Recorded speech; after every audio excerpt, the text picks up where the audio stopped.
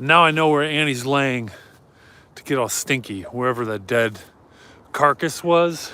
I don't know if it was what it was. Anyway, that's where she's getting all stinky. It's right behind me. There's like a patch. And when I walked over there, she ran away because yesterday I told her no because she was rolling around in it. Well, thanks for joining my channel where I talk about mental health and spiritual health. And in my Sunrise Live, which unfortunately you can see behind me when I turn, there will be no sunrise because it's so cloudy. Good morning, Frank. It's so cloudy we won't have a sunrise. But that's okay. At least it's not raining anymore. And you can see next to me is my deer antler that I found. It's pretty cool. Shedding season. I didn't realize that they shed their antlers. That's pretty interesting. Anyway, I am not a pastor, preacher, or therapist or doctor. I just know that mental health is spiritual health. Everything. Physical, mental, emotional, and spiritual health all kind of go together to make a person whole. And I like talking about the Bible because of what God did for me. In fact, today's topic is God will act. God will act. And we're going to be in the book of Acts, the Acts of the Apostles, chapter 15, verses 36 through 41. Acts of the Apostles, chapter 15, verses 36 through 41. And we're also going to be reading in 2 Timothy, chapter 4, verse 11. And you'll see why in a minute. It stinks out here. Oh no, Annie's going to be stinky again. I think it's a skunk. The skunk is out here. Hopefully Annie doesn't run into the skunk. That would be a disaster. Well, let's go back to Acts chapter 15, verses 36 through 41. But the key verse is how it ends years later in Paul's second letter to Timothy, chapter 4, verse 11.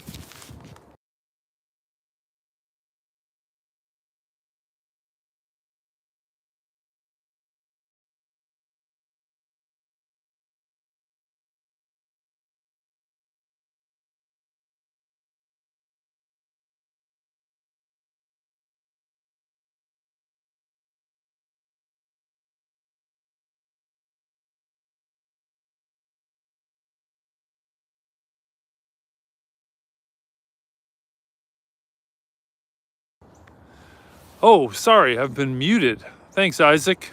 Thank you. Yeah, I was showing Annie because I'm just worried she was shaking when she came away from the creek where I smelled a skunk. So I'm like, she better not be smelling like a skunk. Here she comes. There she goes. She likes to roll in stinky things. I forgot that about dogs. Well, hey, Acts chapter 15, verses 36 through 41, but we're going to start where the story ends in Paul's second letter to Timothy, chapter 4, verse 11, where it says, "Get Mark and bring him with you, because he is helpful to me in my ministry." Get Mark and bring him with you, because he is helpful to me in my ministry. And he decided to go run along the creek again. Okay. Well, there was this one clerk who was very hardworking, great clerk, and always did her job well. But after she was accused of dishonesty by someone, she had to be investigated. She was heartbroken because she wasn't dishonest at all. And she was so upset that she wanted to leave the company. But she was told, well, leaving is just going to make you look guilty. So she had to wait and wait and wait while the investigation was ongoing, praying to God that she would get justice. And sure enough, months later,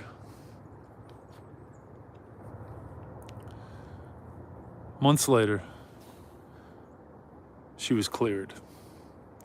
Good question. I was raised Catholic, kind of a Christian. I just don't think it matters. I don't think it matters as long as Christ is your Savior. It doesn't matter what you are. Non-denominational evangelical, which is a denomination in and of itself. Baptist, Protestant, Lutheran, Methodist, Catholic. I don't think it matters. Don't think it matters. So this clerk prayed for justice. Months later, she got it. Now, the story about John Mark in the Bible, he may have felt the same way when Paul dropped him from the mission team. And that's back in Acts chapter 15, verses 36 through 41. He was dropped. Now, to be honest, there was some kind of disagreement, and he deserted them in Pamphylia for some reason. And Barnabas went with John Mark, and Paul went a separate way with Silas. So there was some difference of opinion there. I don't know what happened. But anyway, he was dropped from the team. And maybe John Mark regretted leaving them in Pamphylia. Who knows? We're not sure. But he wanted to be included again. And he must have felt unfairly judged by Paul, because only Barnabas believed in him, because Barnabas went separately, in a separate way, with John Mark. But years later, Paul changed his mind. And that's where the second letter of Timothy comes in, chapter 4, verse 11. Because Paul wrote, "Get Mark and bring him with you, because he is helpful to me in my ministry." Now, John Mark must have been relieved, just like the teller, that he was back on the team and his reputation was restored. So we can all probably think of a time in our life when we felt like the clerk or John Mark, where we were unfairly judged. And we got to remember that Jesus knows exactly how we feel, right? Think of what happened to him. He did nothing wrong, absolutely nothing. He never sinned once. Yet he was persecuted, tortured, and killed, right? Like a common criminal, as the Son of God. Think about that. But he just kept doing his Father's will, just kept going on, knowing that he'd be vindicated in the end and shown to be righteous. So if you've been unfairly judged, which I am constantly, don't give up. God knows and will act in his time. He does. Now, here's two questions. One, what promises of God can you hold on to when you're unfairly judged? What promises of God can you hold on to when you're unfairly judged? And how does Jesus' example encourage you? So what promises of God can you hold on to when you're unfairly judged? Well, for me, it's not this life, because you can be judged unfairly forever in this life. I mean, there's people that were executed that were later exonerated. I mean, it's kind of a shame, right? Lived on death row their whole life, innocent, and then were killed. Hopefully they were Christians. Pray to God that they were Christians, because they were so unfairly judged that he needed something to look forward to, right? And I think that's what you can hold on to when you're unfairly judged, is you always have something to look forward to if you're a Christian. You can always know where you're going in the next life, even if you're unfairly judged and on death row, like I feel like I am. Now, how does Jesus' example encourage you? Well, just knowing that he understands us. He gets it. He went through it and he lived through it. So you just have to know and realize that he's with you and he's suffering with you and he understands. So you can take comfort in that. Take comfort in that. Take consolation in that. Right, Isaac?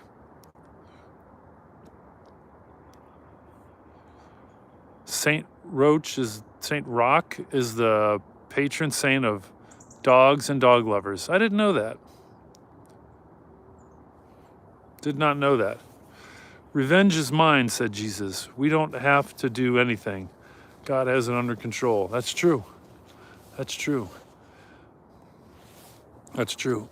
I was looking for Annie. Oh, here's a little prayer. I like this prayer. I do feel unfairly judged. Here's the prayer. Father, and I feel like I'm praying this a lot. Father, only you know how I feel and what I'm going through. Please grant me the faith and patience to wait and to trust in you, for you're a just God. Good morning, Fax Prods. Hey, you know what, guys? That skull is missing. I don't know where Annie went. She's like disappeared. I hope she doesn't have that skull. Remember that skull I found yesterday and I put on a fence post? It's gone. I can't believe it blew off. I wonder if another animal knocked it off or came and got it, like a bird or something, because I told you it wasn't a totally clean white skull, that's for sure. It smelled a little bit like a skunk this morning. Very, very concerned about where Annie is. We're gonna go check her out. Hey, good morning, Olivia. Hey, no sunrise. What a bummer. Clouds. We had a lot of rain last night. It's pretty wet out here.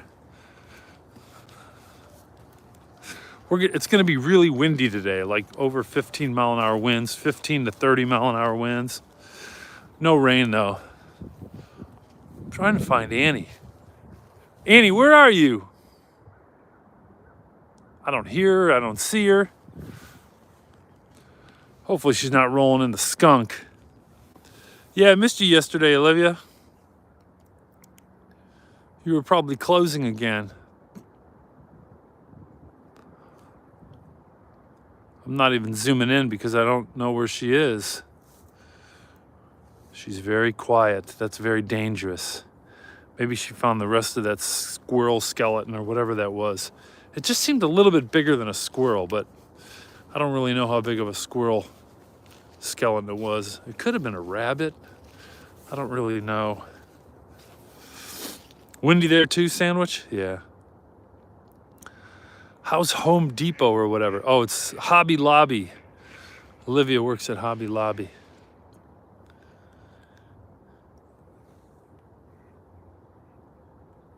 I do hear some ducks. It's because it's warmer. It's above freezing. And they seem to make it to this creek because it's pretty isolated. They must like it.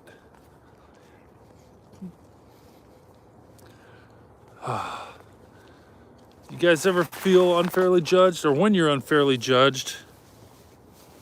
That's the first question. It says God will act. If you're unfairly judged, what promises of God can you hold on to when you're unfairly judged? I just hold on to the next life. I have no confidence in this life whatsoever. And the second one is, how does Jesus' example encourage you? Well, he probably had the same feelings.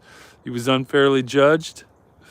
He had no confidence in this world and put it all in the next, in God. You felt like that before, Sandwich? Yeah, that's not good, is it? He's got me here now. Yeah, he's got me here now.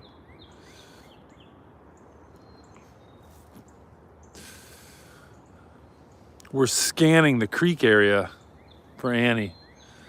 I bet you she comes back stinky. And I don't know if it's going to be skunk or it's going to be that death smell that she's had the last 2 days. But I've always had to give her a bath. I hope it's not the skunk smell. I heard that's hard to get out.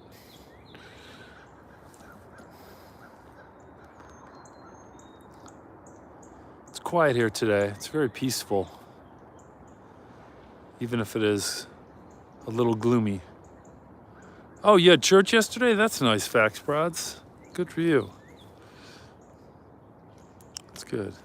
Oh, I missed this laughing emoji. Oh yeah, Hobby Lobby. Okay. The party's tonight. What party?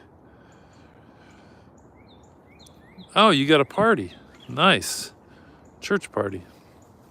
One time we wasted several cans of tomato sauce on a skunk dog. I'm not looking forward to it because I put her, oh, there she is. I put her in the car and she just stinks up the car. Man, she's playing down by the creek an awful lot today. Something's going on down there. I don't even want to go down there. Where you been, Annie? Oh, she's blown away again. She smelled like mass garlic and burnt rubber. That's too funny. Valentine's party, nice. That's cool.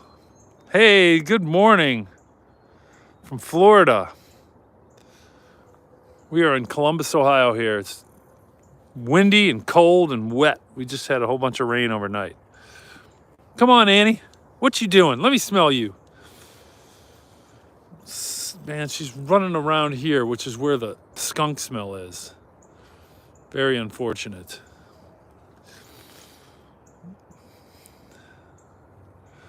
If I see her rolling around, I'm going to be really bummed out. She's staring across the creek a lot, but maybe she just hears something over there, like chipmunks or squirrels.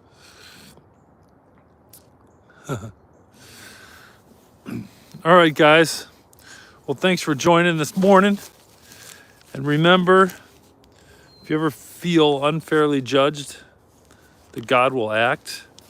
And remember, there's someone who's with you all the time who was the most unfairly judged of all history, and that was Jesus, the Son of God. So he knows how you feel, and he's always with you. And no matter what happens in this life, you can always look forward to the next one. So even if you're permanently unfairly judged in this life, don't worry about it. You're going to the best place you can. You can't even imagine how great it's going to be. Can't even imagine it. Yeah, I'm glad you were here, Olivia. Glad you're here. Well, we will see you guys. I hope you have a great day today. And if you haven't subscribed, please do so. Thanks for listening to my message this morning. And there comes Annie.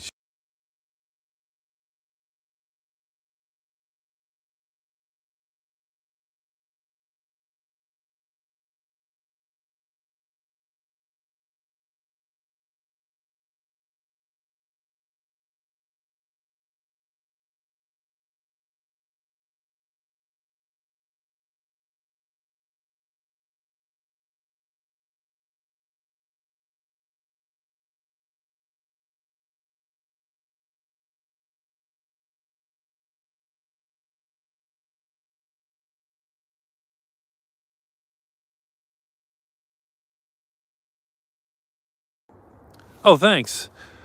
Sorry, I was just saying tonight we'll do vinyl. We'll listen to vinyl records. We'll look at the albums and put them on the turntable if you guys want to hear them. Because last night we looked at the covers. So tonight we'll do more music. All right. I still got to let YouTube know that they put the mute button next to the camera flip way too close. It's just a bad design because it doesn't really, it's hard to tell that you're muted. All right. Have a great day, everyone. Annie and I are signing off. Hopefully we'll see you tonight at 8 p.m. Eastern. Peace.